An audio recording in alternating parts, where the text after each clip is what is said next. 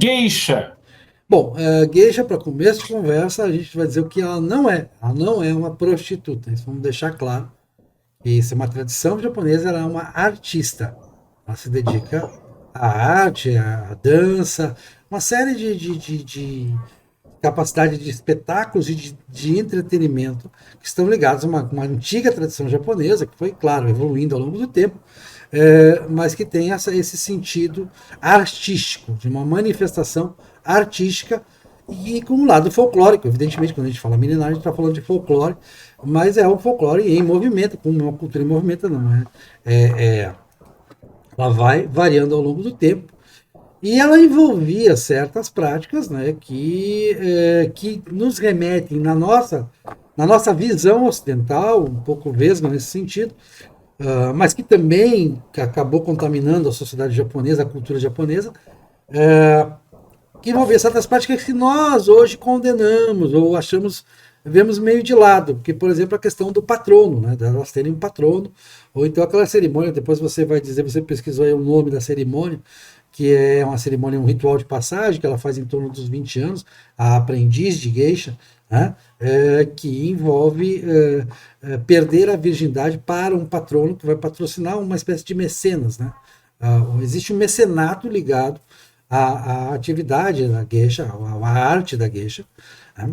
A geisha também, uma outra coisa que se associou é que ela deve ser solteira, ela não pode casar.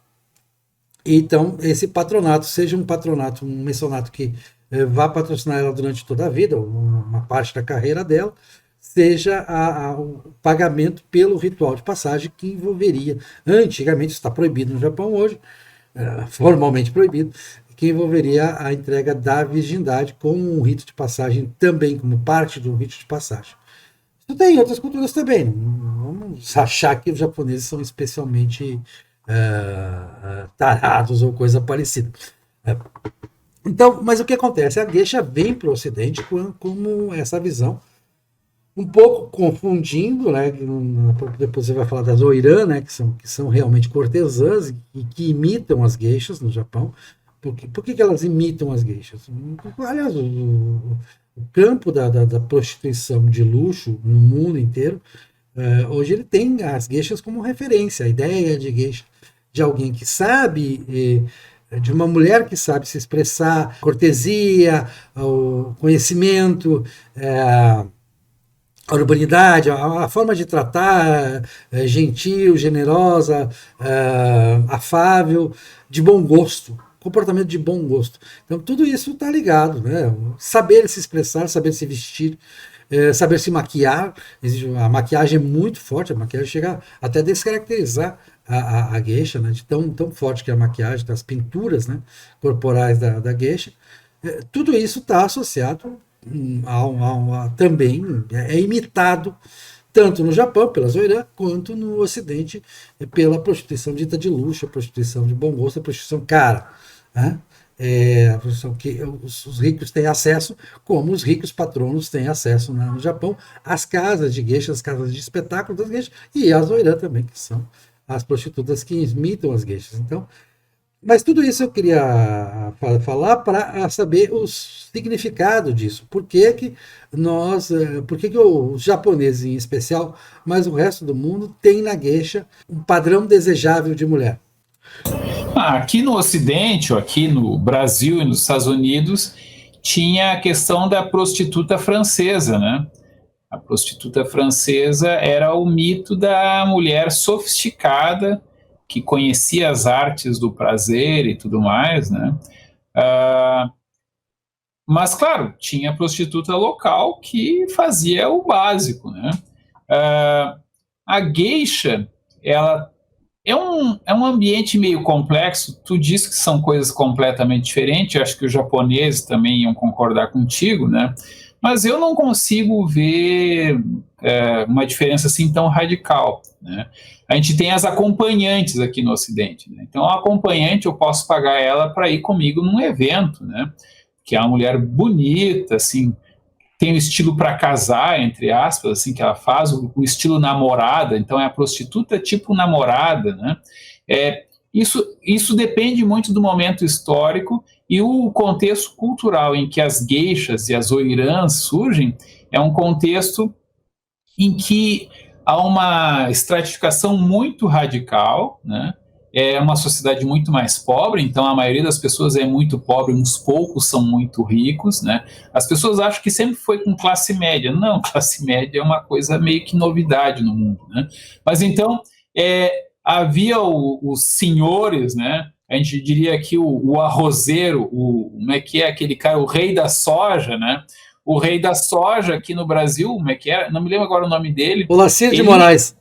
Olacir de Moraes, ele tinha lá suas geishas, né? Não, mas ele era homossexual declarado, assumido. Sim, mas ele contratava mulheres muito bonitas, né? E que ele usava como ele quisesse. No caso, ele usava elas para mostrar que ele era o super garanhão, etc, etc, ok? Uhum. Os senhores feudais japoneses, né? Eles também, aquela cultura, né? Homem é tão legal que a gente gosta de homem. A mulher é para reproduzir, né? Não quer dizer que ele fosse ter relações sexuais com outros homens, mas assim, o que era uma mulher naquela cultura? Era uma ideia de feminilidade, de beleza, de sutileza, de artístico. Então a geisha, ela é um produto cultural, né? Que tentava colocar essa coisa quase da bailarina, aquela coisa etérea, que inclusive consegue ficar na ponta do pé porque ela consegue fazer um malabarismo com a física e ela não tem peso. Então tem todas essas fantasias também no Ocidente que talvez ajudem a entender qual é a figura, qual é o papel da geisha. A geisha, sim, é uma mulher que eventualmente vai transar por dinheiro, mas isso é a ponta das coisas. Ela é diferente de transar por dinheiro. Ela transa com um mecenas. E só com um mecenas. Isso aí é que nem fidelidade conjugal, né? A regra é essa, mas como as pessoas efetivamente fazem é diferente. E a minha posição mais cínica é nessa perspectiva. Mas eu vou distinguir. A geisha, deixa eu só completar. A geisha é uma cortesã, ainda que o termo específico para cortesãs, deixa eu falar, depois tu fala me contestando. A geisha é uma cortesã de super luxo, que a última coisa que tu vai querer fazer com ela é transar com ela, tá? Mas tá no horizonte das coisas que podem ser feitas, tá? Que efetivamente são feitas, que eram feitas. A gente vai falar lá do ritual agora, como é que é o nome da palavra? Do mizuagi, né? O mizuagi era uma espécie de ritual de passagem da aprendiz, a maiko, não me lembro qual era a pronúncia, que era aprendiz de geisha, para a geisha adulta, profissional completa, né? Até tinha uma série de tabus. O patrono vai deflorar a aprendiz e é só uma vez, nunca mais. A partir daí ela tem que se sustentar com as suas próprias artes, vamos dizer assim. E realmente, a geisha era principalmente uma cantora, uma pessoa de bom papo, agradável, sabia recitar poesia, né? O homem não ia ali para transar com a geisha, até poderia transar, isso não estava excluído, Aurélio, não estava excluído. Sim. Tá? Então, eu vou dizer, a última coisa que tu tinha preocupação de fazer com a geisha, até porque tu não tinha que satisfazê-la, tem que satisfazer a ti mesmo, era transar com ela, mas estava no horizonte, tá? Aí, o que são as oiku, né? Não sei se... Deixa eu tocar aqui de novo. Eu botei todas as palavras aqui no Google Tradutor para ele pronunciar para mim, né? Então, é oirã. A oirã, essa é mais oficialmente a cortesã, e entre as oiru tinha as, como é que é o nome da palavra? Taiyu, né? Que essas eram mais prostitutas. Mas, assim, é uma questão de grau. Assim como esse exemplo que eu dei aqui no Ocidente, né? Vai ter uma coisa que é bem explícita, é para transar, é uma coisa, o básico do básico do básico, inclusive ela não sabe fazer mais do que isso, tá? E tem aquela que eu vou colocar até para fingir ser a minha namorada, para fazer ciúmes. Tem essas maluquices, tem filme americano que explora isso, né? Tudo isso num contexto muito mais desigual, seja nos papéis masculino e feminino, seja de poder econômico, tá?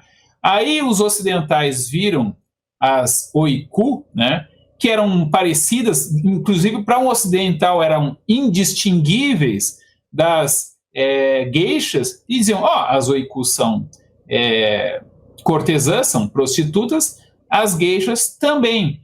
Não são, eram papéis diferentes. Mas essa diferença não é tão grande assim.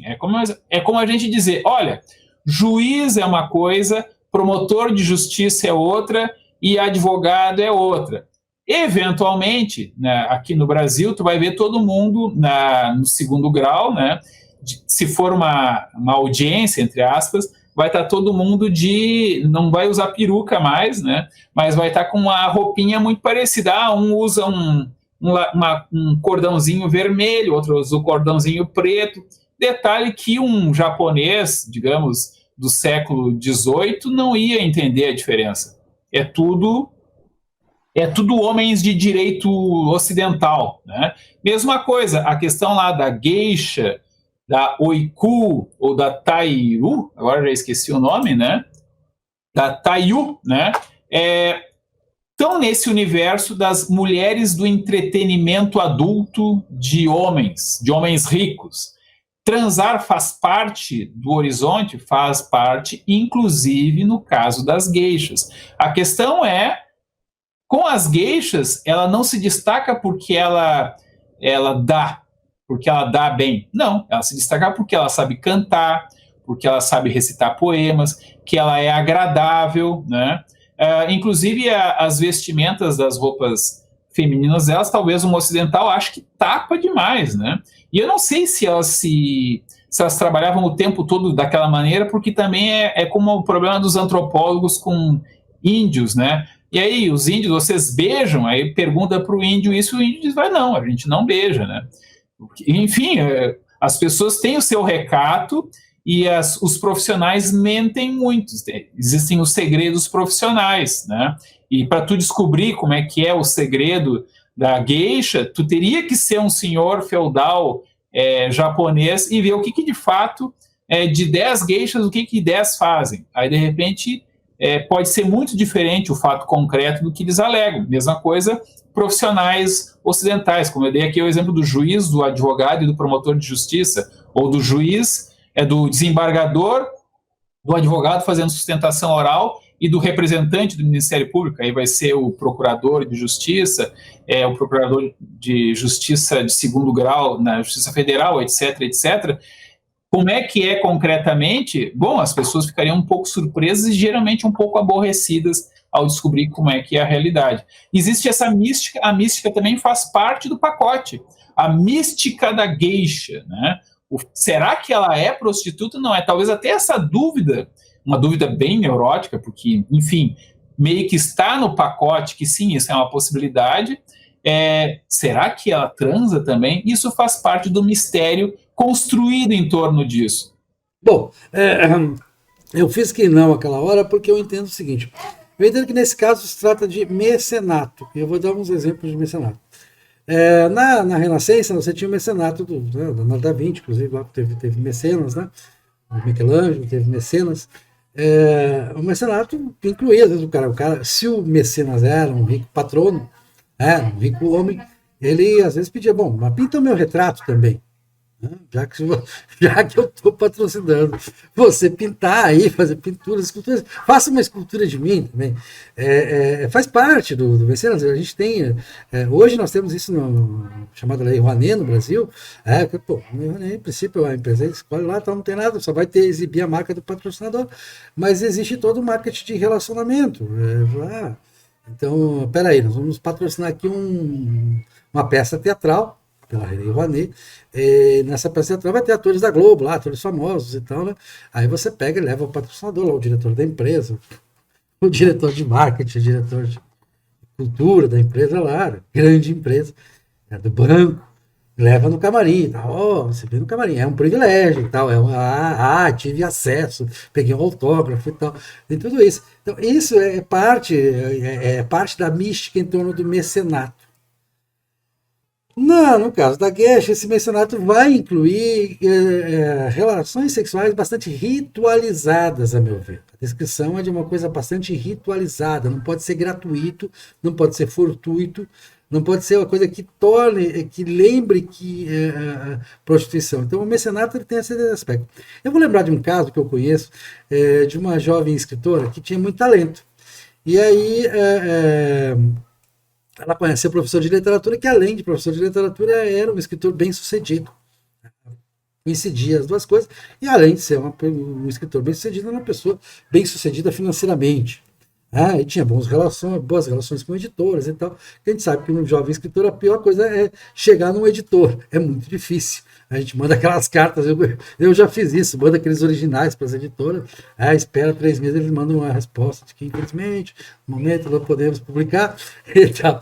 E aí ela se casa com esse escritor mais famoso, e lá, depois de uns 5 anos, ela já adquire, ela já publicou os livros dela, já adquiriu, e aí ela se separa, aí ela casa com outra pessoa, né? Mas aquele mecenato naturalmente levou ao.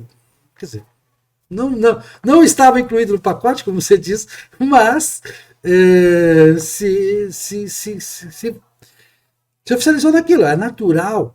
Essa atração não é uma coisa forçada, nem um estupro ou coisa parecida como querem ver os mais radicais e identitaristas de hoje.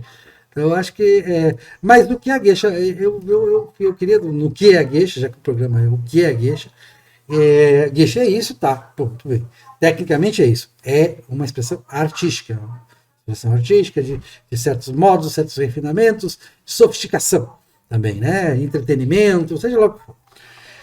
Mas nós recebemos a isso no Ocidente um pouco com essa ligação com a prostituição, uma parte disso, mas não é só isso. Né? Essa ideia da geisha de um só, né? A coisa do patrono e ela, e do próprio mecenato, isso tem um apelo para o homem heterossexual que não é pequeno, né? Porque ele envolve toda, como você disse, da acompanhante. Eu quero alguém que seja sofisticada, que seja uma mulher de fino trato. Né? Eu não quero uma mulher. O homem também tem essa coisa, a gente valoriza a mulher que tem, que é refinada, que sabe falar na hora certa, que não fala demais, que não é grosseira. Como nós, homens, somos grosseiros. Nós temos amigos grosseiros, a gente acha a maior graça, mas a gente procura na mulher um refinamento. E aí a geisha representa bem isso. A geisha, ela tinha um patrono no período de formação dela. Exato. Então, a Maiko vai ter o seu... Tem um nome lá, agora não vou tentar lembrar nem pronunciar, que é o patrono dela, é o cara que realmente paga pelos estudos, pela formação dela. Né? É o mecenas. E aí vai... É o mecenas. E aí vai ter o que eu apelidei de chá de defloração, né? Que é aquela cerimônia lá, como é que é o nome? Eu já esqueci, Mizuagi, tá? O Mizuagi, assim como a gente tem chá de fralda, chá de bebê, né?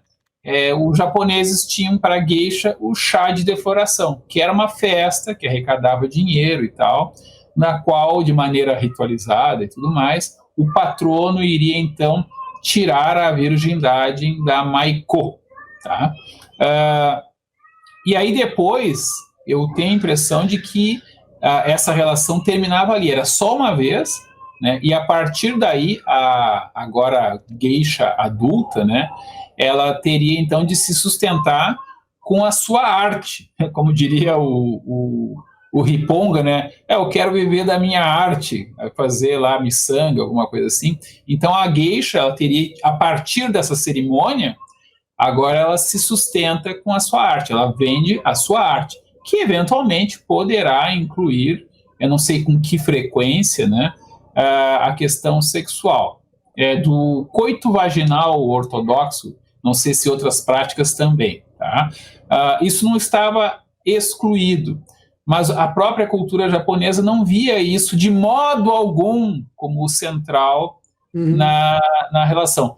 Uma perspectiva que talvez ajude a entender essa confusão entre a artista, que é a a geisha com a prostituta é a ideia que se tinha no Brasil, e não só no Brasil, era uma identidade. Ah, fulana é atriz de teatro. Tradução, uma família burguesa, normal. É uma prostituta, né? É uma prostituta mais sofisticada, né? Mas ela deve ser. Esse pessoal das artes, ele é esse pessoal sexualmente liberado. Sexualmente liberado. Não diria prostituta, não diria sexualmente liberado. Prostituta no sentido mais popular, verdade, não de troca por dinheiro. Assim, a maledicência, tu sabe, é uma arte profícua, né? Não, e lamentável, então, lamentável. Registremos aqui. Mas a associação é a seguinte: é artista, é prostituta. Tá? A associação era essa.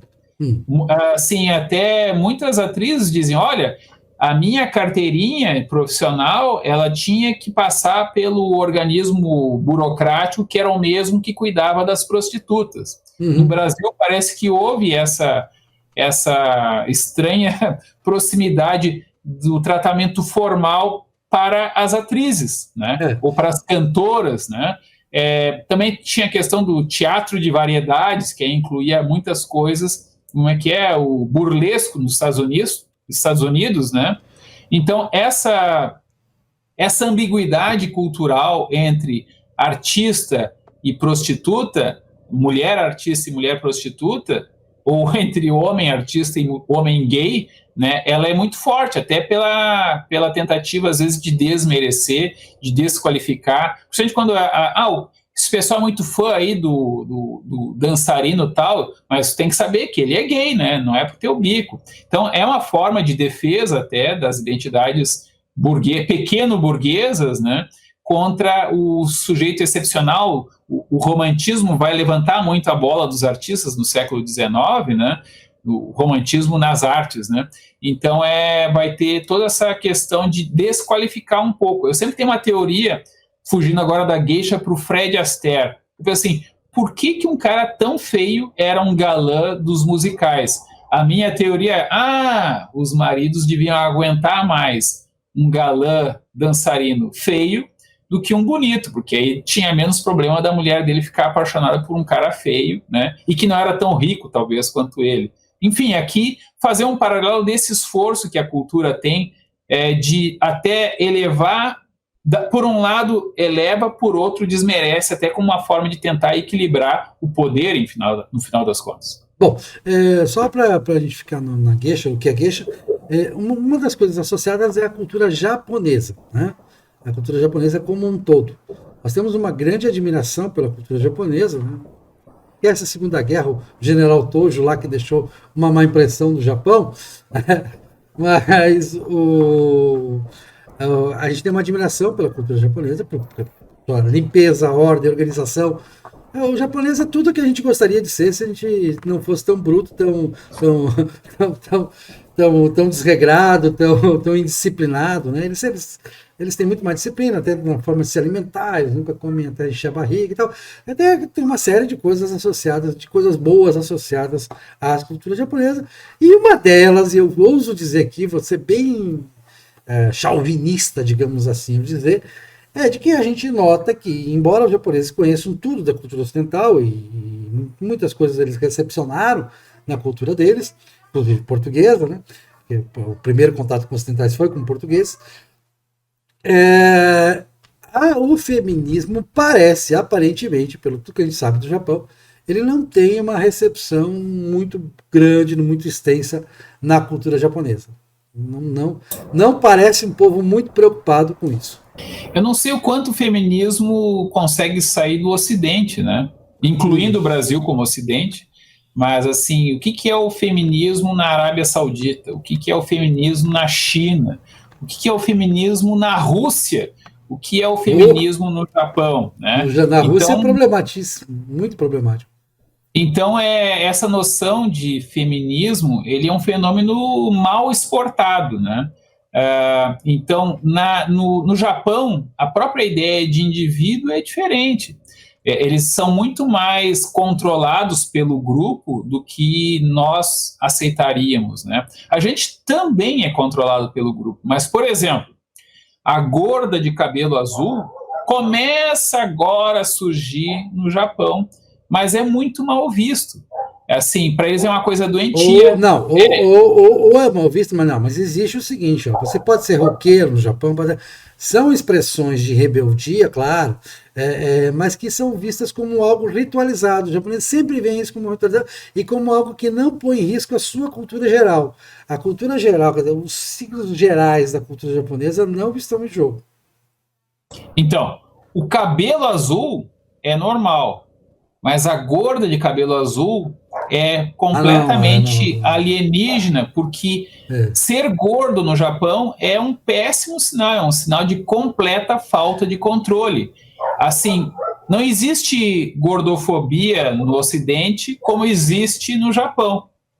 Eles realmente acham que se o cara é gordo é porque ele perdeu completamente o controle da sua vida. Digamos que é mal visto como ser craqueiro. Para nós, craqueiro ainda é mal visto. Não sei se vocês vão dizer que craqueiro é legal e popular. Mas no Japão, a crítica social do grupo é muito forte. E as pessoas se conformam a ela muito mais. Claro que se suicidam também, né? Essa pressão tem lá os seus custos. Mas não acho que isso compromete a individualidade do japonês. O japonês tem um apreço pela individualidade. O japonês, felizmente, é um povo longe de qualquer revolução comunista ou coisa parecida. Parece muito longe disso. Não, o japonês e a japonesa, o que eu estou tentando dizer? Eles são muito mais obedientes a códigos sociais ou até mesmo de um grupo específico. Tá? Existe rebeldia no Japão? Existe, mas como tu bem apontaste, essa rebeldia vai ter que ser dentro de um ritual de rebeldia. Como é que é um jovem rebelde no Ocidente em 1970? Ele usava uma calça de brim e uma camiseta branca. Isso era uma forma ritualizada de ser rebelde. Mas trabalhava, estudava de maneira mais ou menos normal. No Japão, imagina isso multiplicado por 10, né? O japonês, então, ele pode ser rebelde? Pode. Ele pode estar associado a algumas coisas sexuais bastante pesadas? Pode. Mas está previsto. Isso aí é coisa de jovem, isso aqui é coisa de não sei o quê. Taras, tudo bem, faz parte, pode vender na banca de revista? Pode. Beijo já pode ser mais complicado. Mostrar o mamilo não pode, né? Então, é diferente a maneira como eles codificaram isso, é mais rígida. Ou, como não é a nossa forma, a gente consegue perceber de maneira mais explícita. A questão da geisha, ou da cortesã, ou da prostituta mesmo, talvez hoje em dia, inclusive, esteja se borrando ainda mais, borrando no sentido de misturando esses contornos.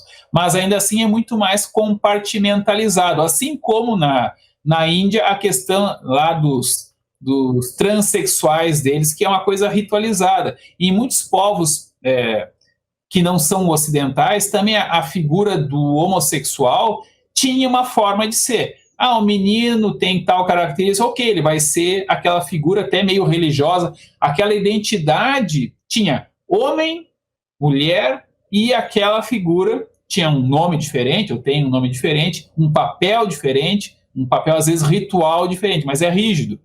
No Ocidente a gente deixa tudo meio misturado, a gente pode comparar tudo com tudo e isso faz parte. Por isso não é tão estranho que para o ocidental a geisha seja vista como uma prostituta, porque tem um elemento ali que sim, está envolvida a questão do sexo, da sexualidade em geral e do sexo em sentido estrito também. Sim, as pessoas comuns fazem confusão entre mecenato e prostituição, como a gente viu no caso do pessoal do teatro também. Beleza, mas é isso. Eu acho que quem quiser mais explicações sobre geisha, tem muito filme, tem muito coisa na internet aí, vai buscar mais. A Madame Butterfly. Só quis fazer. Era homem, era mulher, era geisha, era cortesã, né? Essa distinção ela tem que ser vista no contexto, tem que ver se o texto é ocidental ou se é oriental, se é uma releitura, né? Mesma coisa cigana, né?